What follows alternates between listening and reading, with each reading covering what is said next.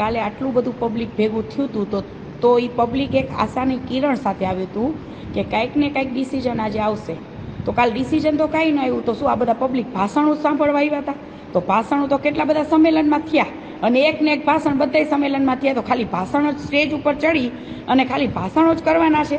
તો લડત કેવી રીતે જીતવાની, કેવી રીતના છે? અને પહેલી વસ્તુ એ કે આપણે રૂપાલાભાઈને ફોર્મ જ શું કામ ભરવા દેવું જોઈએ? ફોર્મ ભરી દેશે પછી એની ગેરંટી કોણ લેશે કે રૂપાલાભાઈ પાછું ફોર્મ ખેંચી લેશે? અથવા તો એવી ગેરંટી છે કે રૂપાલાભાઈ હારી જ જશે? બરાબર, હું સંકલન સમિતિનો વિરોધ નથી કરતી. તો સંકલન સમિતિ રાજકોટ આવે ને રાજકોટ રહે, બરાબર. અહીંયા રાજકોટનું છે તો દંડા ખાવા અમારે જવાનું, જેલમાં અમારે જવાનું, અટકાયત અમારી થાય, બહાર અમારે નીકળવાનું. તો પછી આ સંકલન સમિતિને કંઈ કેવી રીતના જીત કેવી રીતના અપાવવાની છે આમાં? બરાબર. તો આ દિવસે દિવસે ઠંડુ પડતું જાય છે બધું. આટલું પબ્લિક હવે ભેગું નહીં થાય. જે કાલે ભેગું થયું હતું ને, હવે એટલું પબ્લિક ભેગું કરવું ને એ બહુ ઓલા લોઢાના ચણા જેવું થઈ ગયું છે આ બધું.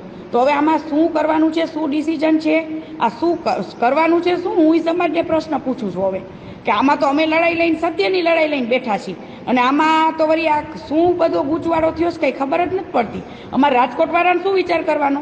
હવે કાલે રૂપાલાભાઈ ફોર્મ ભરે એટલે અમારે શું કહેવાનું? અમે તો આમાં પડવાના જ છીએ અને અમે તો લડત દેવાના જ છીએ. એટલે હાથ આમને બનાવવાના છે?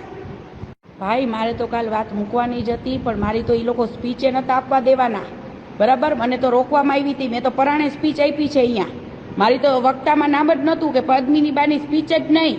તો શું કામ મને રોકો છે આ લોકો? બરાબર, એ પ્રશ્ન હું કરવા માગું છું સંકલન સમિતિને. શું કામ ભાઈ મને રોકો છો? તમે બધા તો ધનાધન અડધી કલાક બધા સ્પીચ આપી અને હવે બધા અહીંયા પાઘડિયું સાફા બાંધીને બધા ઉપર ચડી ગયા હતા. બરાબર છે.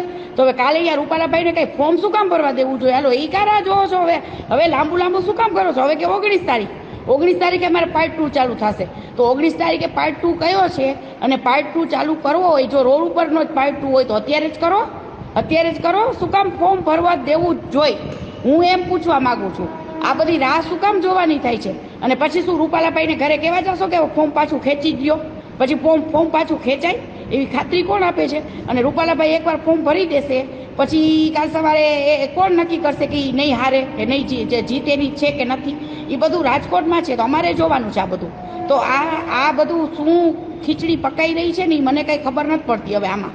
તો આ બધું કાલે જે બધા સ્ટેજ ઉપર આમ ખેંચી બધા થતા હતા ને, ઓલા કે અમે સ્ટેજ ઉપર રહીને અમે ઉપર રહી, એ બધા રાજકોટ આવો કાલ. ફોર્મ ભરાવવું ન જોઈએ.